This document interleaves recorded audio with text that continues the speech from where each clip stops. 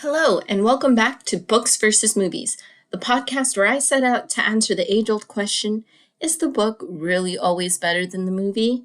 I'm Yuvia. I'm an actress and book lover based out of New York City. Today we will be discussing The Woman in the Window by A.J. Finn and its 2020 adaptation, The Woman in the Window. Yes, the adaptation does not change its name. I guess most adaptations don't change the name. There are a few, but none that we've discussed so far, except A Man Called Otto. Does that count? I mean, I guess it does, but it really doesn't, because it's the same name, just different name. Okay, I apologize ahead of time if my voice sounds a little different, if you hear me sniffling. I am a little under the weather. I honestly don't know if it is allergies or if it is a cold, but it's definitely either one of those two. Now, the thing is, I've never had allergies ever before in my life, and there's a huge, it's possible that I have allergies now because of how much pollen there is up here. Where I grew up, it was very, very dry and there was a lot of dirt. So my nose is used to that, but not so much pollen. Anyway, enough rambling. Let's get started. As promised or stated at the beginning, this episode will be all about The Woman in the Window. And I know I always end up giving spoiler alerts because, as it turns out, I can't always effectively compare the book and the movie without revealing some major plot points. But for this one especially, I want to give it up front. Spoiler alert, spoiler alert, spoiler alert galore throughout this whole episode. Since it is a mystery/thriller, if you read or watch a lot of that genre, you know that pretty much anything can be a spoiler. Any little hint, any little inkling can reveal a lot more about what ends up getting revealed at the end. So I just really want to emphasize that this one especially is spoiler heavy. There's just no way around it. So if you don't want to know anything about the book or anything about the movie, then just maybe skip this episode for now, read or watch them, and then come back. But definitely, please come back and listen to it. Don't just never come back. So, The Woman in the Window by A.J. Finn. This book follows Anna Fox. She is an agoraphobic living in Harlem, in New York City. And what that means is that she is afraid to leave her house. She does not leave her house for any reason. And so all she does is she spends her time drinking a lot of wine, watching a lot of old movies, and spying on her neighbors, including the Russells, who have just moved in across the street. She gets close to the son, and she gets close to the wife. And one day as she's spying, she sees something that she wasn't meant to see. And it alters her perception of what she thought was a perfect family. Now, the only problem is, did she actually see what she saw? Or was it something that was triggered by the medication and the wine she drinks? We don't know. The Woman in the Window is the 2020 adaptation of the book, and it stars Amy Adams as Anna Fox, an agoraphobic who lives alone in New York City, who spies on her neighbors until one day she sees an act of violence and she wants to solve the mystery of whether or not what she saw was real. So again, sounds like a pretty faithful adaptation. And I do want to say that since I had read the book and I know what the reveal is at the I should say I knew what the reveal was at the end of the book. At the end of the film. I actually made sure to watch this with Orlando. Orlando's my husband. And so I had him watch it with me. And usually, so Orlando and my brother have this in common, in which they're watching something and they start asking questions. They're just like, oh, why did that happen? What is this? What is this? And it's just like, if you would just, both of you, just be quiet and watch the movie, like your questions, if it's a good movie, it should be answered by the end of the film. So love you both, but yes. I don't understand why you can't just wait for the answers to be revealed. But anyway, again, much love to you both. But in this case, since I knew what the reveal was and everything, and I gave Orlando permission to just say anything and everything that popped into his mind, because that would help me kind of process, I guess, whether or not this was, I mean, how to explain it? Like, obviously I can still tell whether or not it's a good adaptation, but maybe because I already knew the reveal, like there were some characters that I was like, oh, acting wise, I feel like this person is playing up this aspect and revealing way too much, way too soon. So that's what I mean. Like, was my judgment of the portrayal of what was going on in the film, the choices the actors were making, things like that, was that affected because I already knew the reveal? Or was it, was it something that was just that obvious? So this time I had Orlando just say anything and everything that came to mind so that I could kind of determine whether or not some of it was like my bias of already knowing the reveal. So yeah, let's get into some of the changes that were made for the adaptation. The first one is that Ethan Russell, he's the son, is slightly younger in the film than he is in the book. In the film, he's 15 going on 16, and in the book, he's 17. I'm not exactly sure why that change was made. There really was no reason for that change to be made. It didn't take away anything, but it also didn't really add anything. I guess age is important for Ethan in terms of him being a teenager, and I don't know. It's just a random change, I guess. Another change that was made, and this one I really, really disagree with, is that, okay, so there is a character named David in the film played by Wyatt Russell, and he is Anna's tenant. He lives in the basement and pays pennies, essentially, to live there. Like, it is the most reduced rent, and he has the whole basement to himself. The condition being that he has to be the occasional handyman should the house need it, since Anna lives alone. So in the book, there is an entrance. There are two entrances to the basement. There's the entrance from the outside of the house that goes straight into the basement. And so that's what he uses to get in and out and keep his privacy. And there's the door, obviously, on the inside of the house that Anna could access if she needs to go down into the basement. But since she has a tenant who lives down there, there's a lock, and she keeps that door locked to respect David's privacy. She does have a key that she can use to unlock the door if needed, but for the most part, she respects his privacy and does not go down to the basement unless he gives her permission to. In the film, it's implied that there's a door from the outside, especially for one scene in which he has a lady over, and she does not come in through the house to get to the basement. So it's implied that there's another entrance. But he mainly uses the door on the inside of the house to get in and out of the basement. Whatever, that's not my issue. My issue is that in the film, she has free reign of the basement. So essentially, David has no privacy. Like, she can barge down. She does knock, granted, but it's more like you would if you had like a teenager. You knock on the door and you just to alert them that you're coming, and then you just enter their room. So it's more like that. So in the film, after Anna sees what she sees while spying on the Russells, and she's trying to figure out what she actually saw was real or not, she goes down to the basement to talk to David. And as she's looking for clues, she discovers that she's looking through his mail, and she sees that he's out on parole, and he comes into the basement and he sees her snooping through his mail and is like, does it make you feel better to know that I'm on parole? Blah, blah, blah. And he gets mad. And yes, in the book, what pisses him off, he's already planning a trip with a lady friend, but with more reason, he's like, ugh, let me get out of here because I'm so pissed off at you for invading my privacy. It's just that she went into the basement without asking for permission. She's knocking.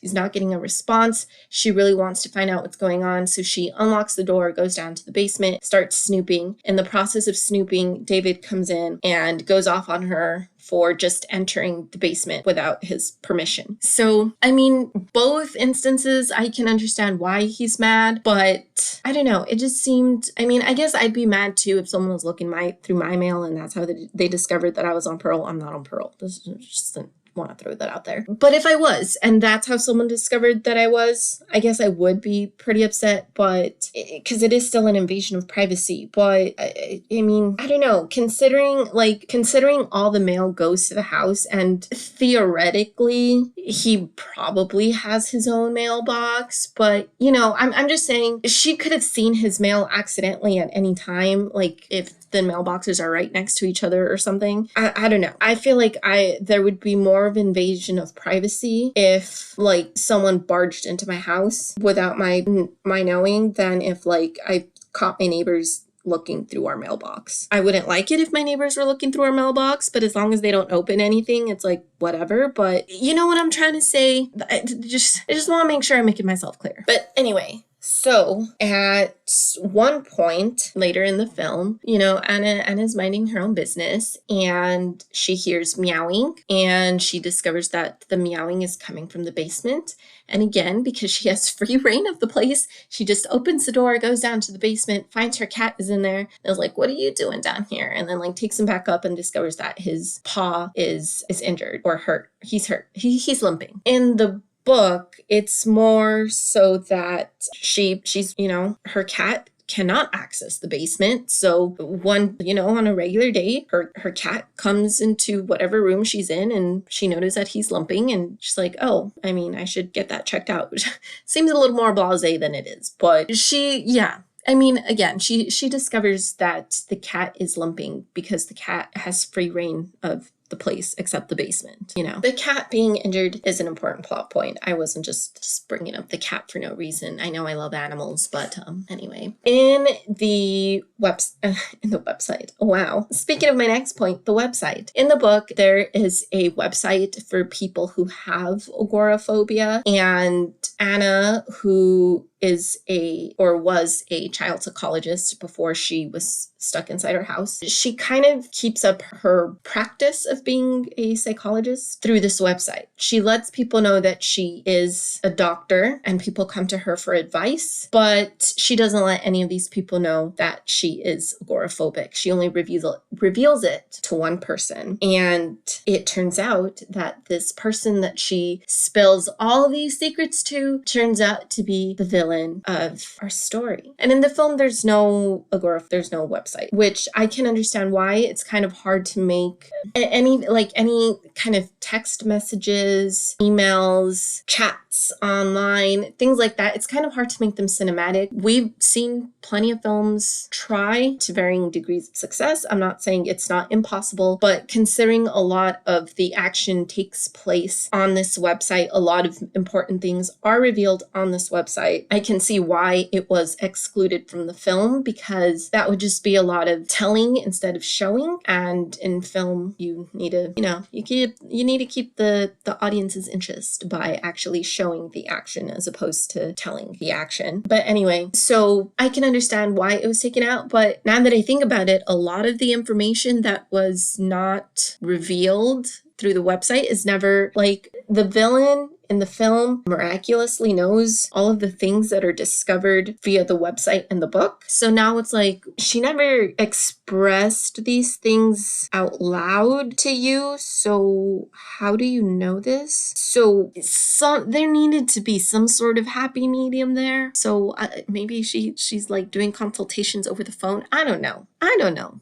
But yeah. All right. So we're getting into the really nitty gritty reveals of our tale. So if you're still listening for whatever reason, and you really don't want to know any of the secrets or mysteries or whatever, now is definitely the time to stop. I'm giving you another chance. So spoiler alert, one last time. So what Anna sees when she's spying on the Russells is Jane Russell, the matriarch, getting stabbed. She doesn't know who stabbed her, but she knows that she saw Jane Russell get stabbed. And after she gets back from the hospital, because she goes outside to try to save Jane, and then while she's outside, she has like a major panic attack that causes her to pass out. When she wakes up, she's in the hospital, and then from the hospital, she's transported back to her house. And when she's back at her house, the detectives are like, you don't know Jane Russell. And Alistair Russell, the patriarch, is like, you've never met my wife. This is my wife. And it's a completely different woman than who Anna had met as Jane Russell. So the first Jane Russell number one, the one she meets and is like, this is Jane Russell. They get to know each other over some wine in Anna's kitchen, and Jane Russell number one draws a picture of Anna, and then she leaves. And except for spying through the neighbor's windows,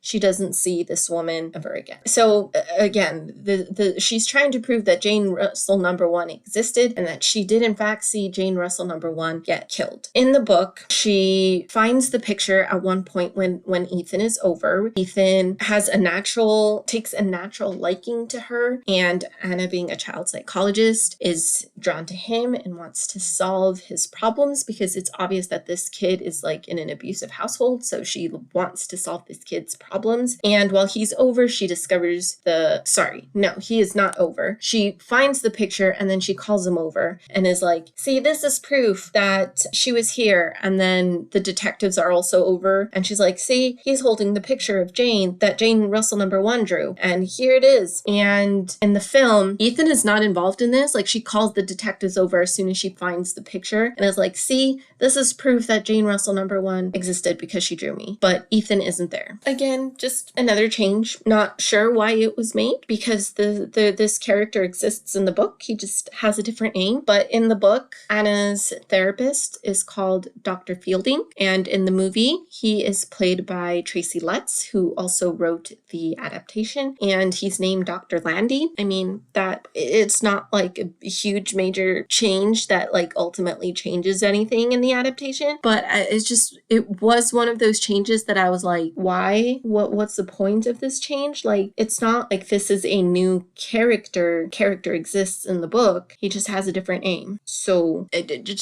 anyway. All right, after that very fascinating discourse about Dr. Fielding versus Dr. Landy, we have another major spoiler. If you're still listening after all these spoiler warnings, I don't know what to tell you, but you really can't get mad at me at this point. But again, major spoiler alert. We're getting close to revealing who the villain is. But first, we got to find out a little bit about Jane Russell number one. And that comes from David in the film. In the film, David reveals that Jane Russell number one is actually called Katie and that she is Ethan Russell's biological mom. In the book, Ethan himself is the one who reveals that Jane Russell number one is his mom, his biological mom. Again, he is over at Anna's house and he's just really nervous and scared and just like freaking out because his parents are so abusive.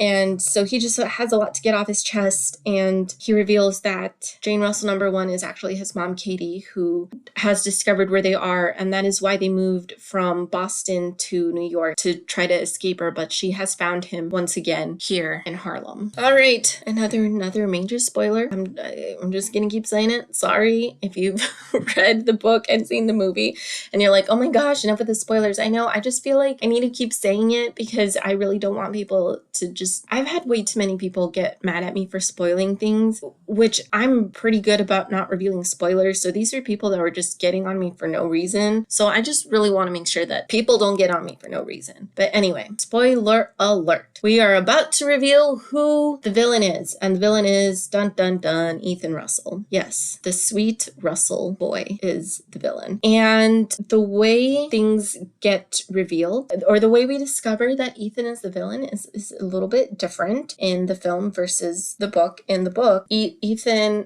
when he comes over before he reveals that Jane Russell number one is his mom, Katie, he asks about Punch, the cat, and he says, oh, is Punch's paw okay? And Dr. Anna Fox is like, yeah, it is. Thanks for asking. And then they have their conversation. He leaves. As she's thinking about it later, in the middle of the night, she finally realizes that something about their interaction earlier has been bugging her since he asked it. And she looks over at Punch and she asks, how did he know about your paw? Because she hadn't mentioned it. Punch wasn't around for Ethan to see him limping, anything like that. So how would he know about Punch's paw? And after she asks that question aloud to Punch, and Ethan responds from somewhere in her room, because I'm the one that hurt him. In the film, I I just felt like I had to take a dramatic pause. But moving on. In the film, we do see that Punch is limping, but now that I think about it, that doesn't go anywhere because she doesn't ask that question. She's not like, how did he know about your paw? She's thinking about other things when Ethan reveals himself to be in her room. So I don't know why Punch had to be limping in the film other than because it was in the book. But anyway, yeah, the Punch is not involved in the reveal of who Ethan really is in the film. Ethan is still in her house and reveals himself to be there and reveals himself to be the villain. But yeah, poor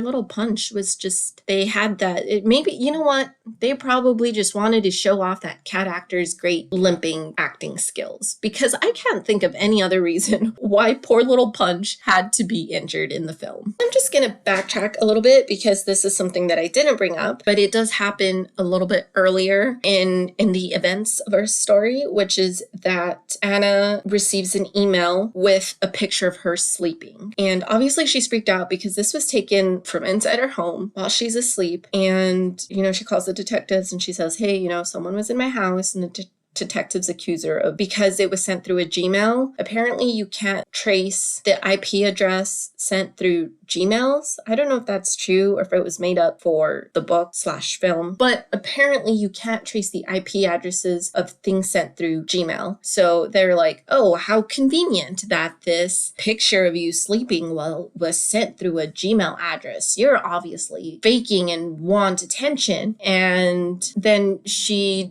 goes to log in to her phone after they leave and the password has changed. And then so she changes her password back. And as she's looking through the pictures, she finds the picture of her asleep on her phone. So someone took the picture of her sleeping on her phone and sent it to her and emailed it to her through her phone, or not through her phone. I don't know, maybe they didn't send the other. Actually, now that I think about it, I don't think they sent it through her phone because it was sent through a Gmail address that Ethan created the Gmail address. And so maybe he texted it to himself. I don't know. Anyway, that's not important. The point is she discovers the picture of her sleeping was taken on her phone. So obviously this really, really freaks her out. In the film, this picture is just sent to her, but not through her. Ethan didn't use her phone to take the picture. I guess he just used his own phone in the film because she's not looking through her phone and discovers that the picture's on there. The picture's just sent to her and the detectives accuse her of oh, how convenient. You sent it to yourself. So that being said, one of the things that I have the two big questions that came from Orlando as we finished the film. Orlando didn't really like it. I mean, I guess I didn't hate the film. I know the film got horrible reviews, which I can see from the eyes of like Orlando, who knew nothing about this film going in, and he was left with he was kind of confused. So I can see why it received bad reviews. We'll talk about more of what I thought going into it, having read the book. But Orlando had two big questions. And so we're going to discuss those. And so one of the biases that I had that made me want to watch it with Orlando, because originally I was going to watch it by myself. And as soon as Ethan, let me see, who plays Ethan? He is played by Fred Heckinger, something like that, Fred Heckinger. As soon as Ethan comes out on the screen, I was like, oh, no.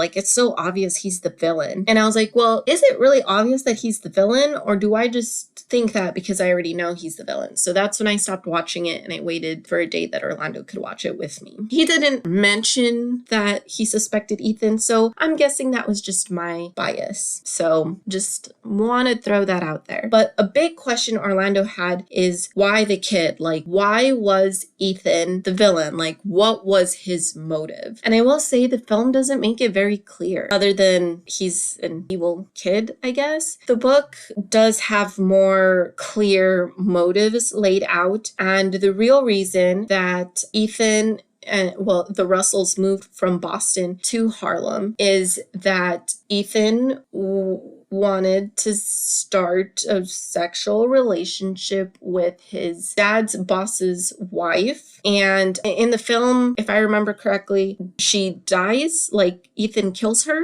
In the book, if I'm recalling correctly, she doesn't die, but she's obviously, the wife and the boss are not very happy that the employee's son is like hitting on her and just being really inappropriate, and things just get super awkward, I guess, at that point. So Alistair loses his job because of Ethan, and so they move from Boston to Harlem to get a fresh start where no one knows who they are. And this is why Ethan takes a liking to Anna, because he has something for older women, like a weird kink, I guess, but he's also like evil. So he stalks them. That's what it is. He's essentially stalked his dad's boss's wife, to the point where they had to, the dad got fired and they had to leave Boston. And so that's what he's doing.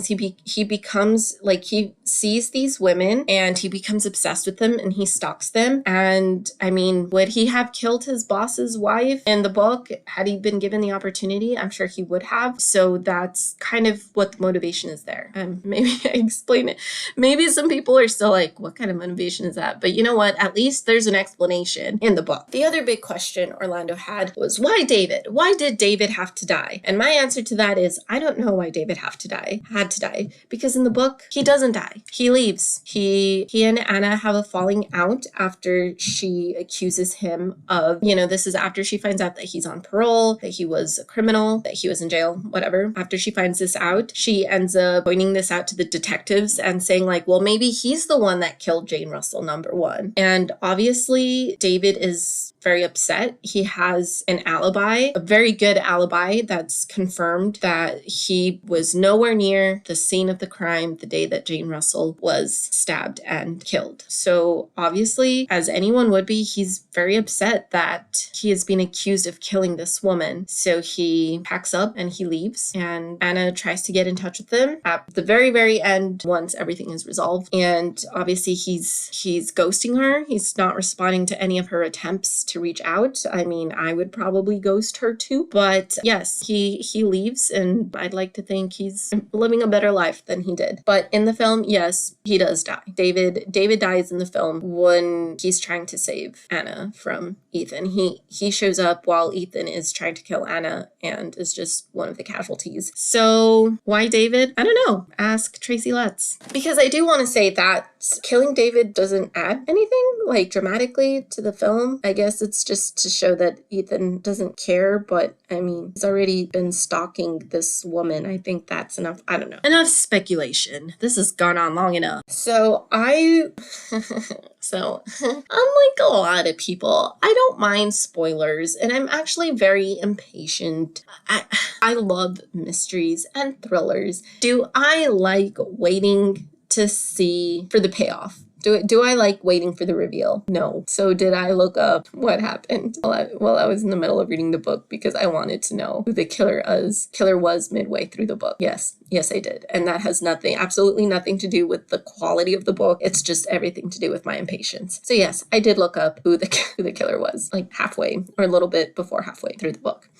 Anyway, that being said, despite knowing that information, I was still on the edge of my seat, and I highly enjoyed this book. It really did have me on the edge of my seat. And despite knowing a lot more than just who the killer was, I looked up a lot of spoilers. I know, I know a lot of people are going to get mad at me, but you know what? That's whatever. That's who I am, okay? Anyway, it still had me on the edge of my seat. I was still so enthralled by the story. I was still so completely taken in and invested by all the characters and the action, and I absolutely loved the book. The movie was okay. I didn't hate it. Now, like analyzing it back, comparing it a lot more to the book, the film is just not a good adaptation. The changes they made didn't add anything. And there was just, like I said, I understand why some things had to be maybe taken out because cinematically they just wouldn't work. But then there was a lot of information that was missing. We missed so much information. We missed so much, a much deeper, more clear look into Ethan and his motives. A lot of things were revealed in the film that you would know if you had read the book, But if you've never read the book, you're going to be so confused by the information that was presented to you, because a lot of it was mentioned because it's mentioned in the book, but then it's never brought up again. So it's not a good adaptation in that way. So I think it's fairly obvious who wins this round of books versus movies. But I mean, let's make it formal. The winner is The Woman in the Window by A.J. Finn, the book.